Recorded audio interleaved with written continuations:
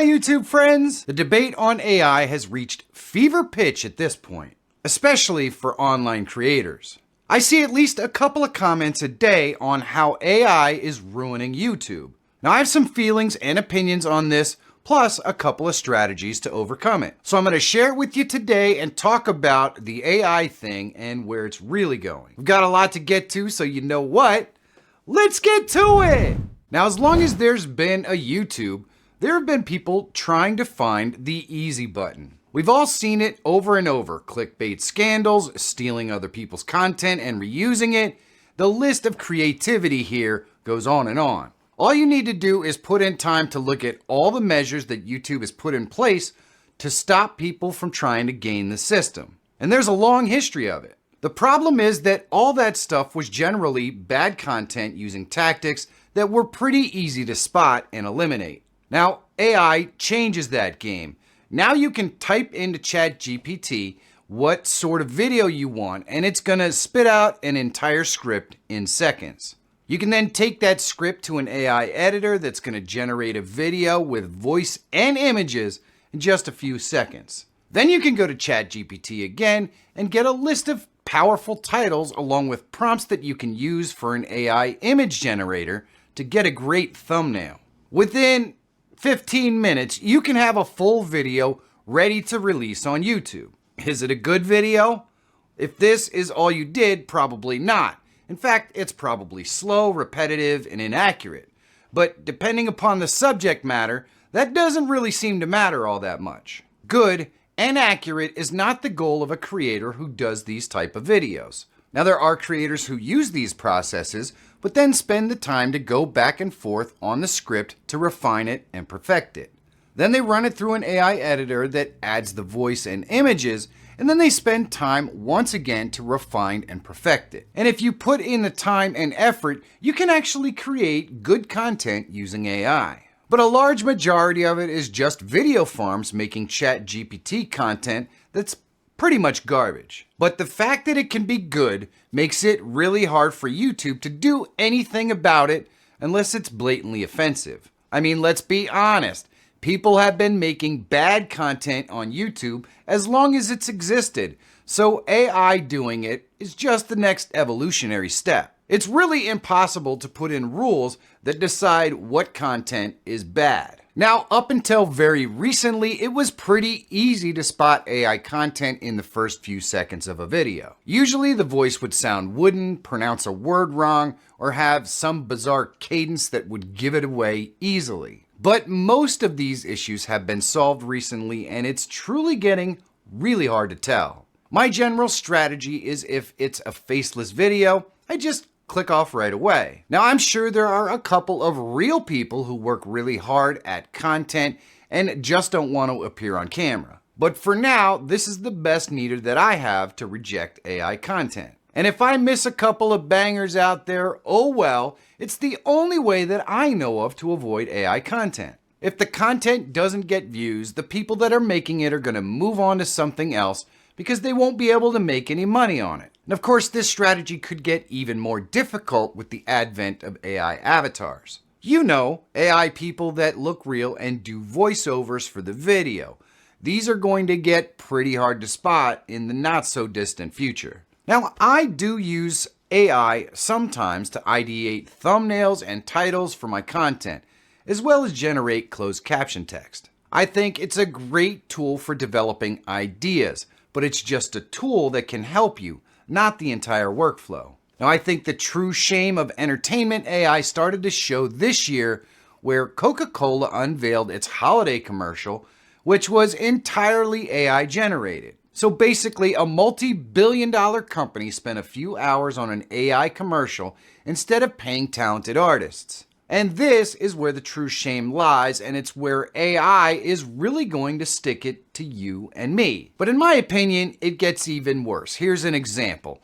Soon enough, you're going to have a consultation with a doctor. The doctor's going to ask and answer your questions just like any other virtual visit and take the appropriate action by scheduling an office visit, ordering blood work, or prescribing medication. A month later, you're going to get a regular bill for this visit as if you went into an office. but the person on the phone or the video was just AI. No doctor's going to get paid for any of this. The cash is going to go right to the fat cat in the ivory tower. And the insurance companies is going to pay for it like it was a real visit because, well, how do they really know? And this is just one example. It's going to happen everywhere. Coders, they're pretty much all gone, replaced with AI. And any tech support, most of which is already outsourced to India, well, that's going to be AI as well. Scientists searching for the next big cure? Nope. AI and quantum computing are going to enable them to create virtual models to come up with solutions that would take scientists 100 years to find. And you would think that would be a good thing for humanity until you realize that the people who run these companies don't do it for changing the world, they do it for money, or even worse, power. Think about the grocery stores that all but removed people at the checkout, forcing you to check out your own groceries. Sure, this was touted as being for your benefit because you're no longer going to have to wait in line. The reality is the stores don't have to hire or pay those people to do it anymore. Did all those savings make your groceries cheaper? Of course not. They went to some fat cat in the ivory tower. And all they had to do was tell you that it was for your benefit. The entertainment issue with AI is really just a distraction for all the things that are going on in the background. Will some of it be great? Sure. But when the outcome of the process is just more consolidation of wealth and power than we already have today, well, that scares the crap out of me. I think it's time for people to start looking at the broader picture with AI. Educate yourself on what they let you see and use, but even more so what they're keeping behind the curtain. The conversation needs to go beyond the entertainment distraction to the overreaching end result that it's going to have on every human. After all, a few bad videos that you can just skip over is nothing compared to entire industries being eliminated in a very short period of time to the benefit of very few. Now, there is a rule in this world that exists even if we don't like it, and that is that you can't stop progress. So it would be pointless for me to say we have to stop AI. It's never gonna happen. There's too much money and promise to these billion-dollar companies for them to turn back now. All we can really do is hang on for the ride and be good to each other. We are all we've got. Now you may be wondering why I'm even doing this video. Well, the real reason is that I had a lot of people ask me what my opinions are on AI, and I'm sure they meant in the entertainment industry. But for me, the AI problem is just so much bigger. Myself, for a personal example, I pretty much worked as a tech my entire life. And when AI comes fully online, that job will no longer exist. My job that fed my family for my entire life will cease to exist. And I definitely think it's time to think about whether your job will exist and whether or not that's good for society or not. Because sometimes things can do amazing things and make this world a much better place.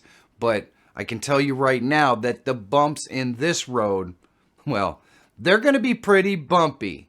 And we may come out great on the other side, but we may not. Only time will tell.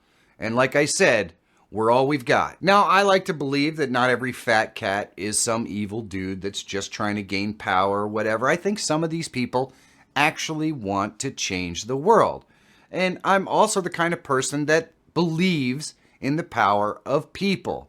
I just don't think that people are inherently bad. I think most people exist because they want to make their lives better first, of course, but also make other people's lives better. I think it's human nature.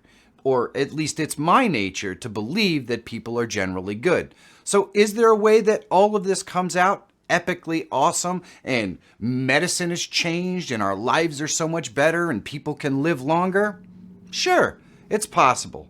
But there are a spoiled few at the top of the tower that you certainly have the right to question their motivation at this point, especially considering the things that we've seen over the last decade or so. And I just hope that all of us can have the focus to take a look at all of those things and try to keep it on a path that's beneficial to everyone, not just me or not just you, because when something like this is going to change the whole world, We can't just have a local view of what it's going to look like for us. I really do think that there does come a time where we have to look at what might benefit us could be extremely detrimental to everyone else.